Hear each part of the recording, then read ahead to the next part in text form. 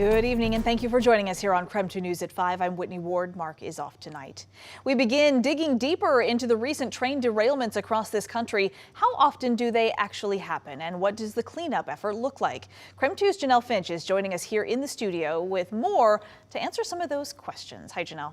Whitney, hundreds of train cars run through Spokane every day. But what happens when just one of those cars go off the track? I spoke to a locomotive engineer and the Washington State Department of Ecology to add some perspective to the train derailments making national headlines.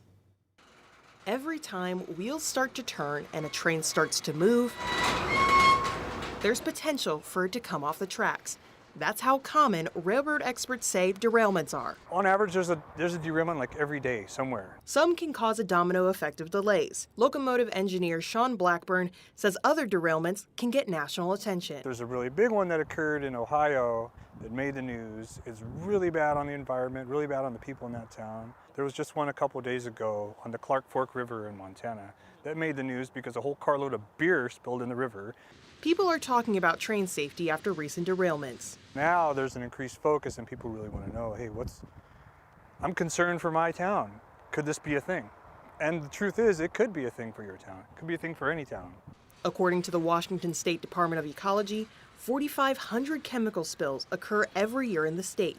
But Response Section Manager Dave Beyer says people shouldn't be afraid of that number. Washington State is a very prepared state. We're ready for spills to happen. He says Washington works to prevent future disasters. Washington is one of the very few states that has required our rail industry that's transporting the risk to prepare detailed spill contingency plans outlining what they're going to do and how they're prepared to respond in the event of a spill. Blackburn says he doesn't worry about train derailments much. I've had derailments. I've been on trains that have come off of the track. When he thinks about railroad safety, he says train length is what people should talk about. A train will stop here in Spokane and the next one will come up behind it and attach to it. And then they'll make one giant train out of two trains. So next time you're sitting at a crossing and you see this 4 miles of train go by, just hope that it doesn't break. He says addressing train length and doing more inspections can keep a common event like a derailment out of national news. Yesterday, we asked Governor Jay Inslee about preventing an Ohio-level derailment in Washington. He told us the state is doing what it can to increase safety on railroads, but he hopes Congress will change laws to have more restrictions on oil transports. In the studio, Janelle Finch, KREM 2 News. All right, Janelle, thank you very much. And just into our newsroom at this hour, an inmate has died at the Pend Oreille County Jail. According to the sheriff's office, 29-year-old Jacob Mitchell of Newport was found unresponsive in his cell yesterday. Life-saving measures were not able to revive him. So now an investigation into the cause and manner of death is underway. He was arrested last year after admitting to shooting and killing his mother. He pleaded guilty to second-degree murder charges last Thursday.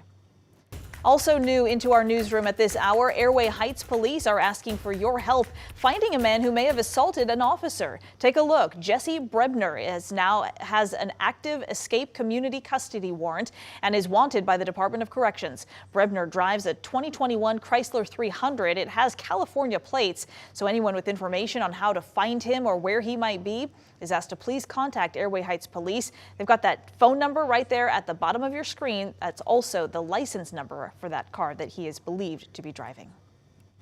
All right, let's switch gears. Let's talk weather here for a bit with our chief meteorologist, Jeremy Lagout. Turned out to be a pretty nice day. Jeremy, I hope you had a chance to get out and enjoy it too. Oh, yeah, absolutely. I mean, you had to. Yeah. I actually took him out and got him on the mountain bike, and well, not him on the mountain bike. I was on the mountain. Yeah. And he was just chasing me, and he was like, "That was the coolest thing we've ever done. Can we do that again?" And I was like, "Sorry, buddy, it's gonna rain." Oh yeah. See, they're even getting in the in the way of fun for dogs. Time to change. Yeah. All right. Well, we'll work on it. Right now, temperatures sit in the mid-50s, widespread across the inland Northwest. Mid-50s, quite warm considering where we came from just a couple of days ago. All of that warmth comes with a push of moisture coming in from the south, believe it or not. It's a huge trough off the coast, and we're on the leading edge of it, and that means we get to warm up. but we also get some showers. It's exactly what we're seeing unfold across parts of central Washington. A few scattered showers moving through now. Those are set to grow a little more widespread as we move through the remainder of the evening, and then eventually by tomorrow morning, we see them here in eastern Washington and north Idaho, and then they just kind of stick around for much of the day. We catch a brief break tomorrow afternoon and then another round tomorrow evening. And then by Saturday, we're done with it, believe it or not.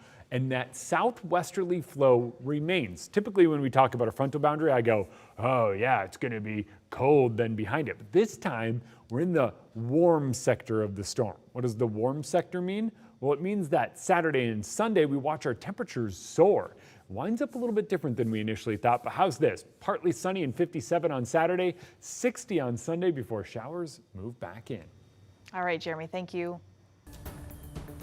The controversial Idaho abortion trafficking bill has now been signed into law, and tonight we are hearing more reactions. Under the new law, anyone who helps a pregnant minor cross state lines to get a legal abortion in another state without parental consent could face jail time.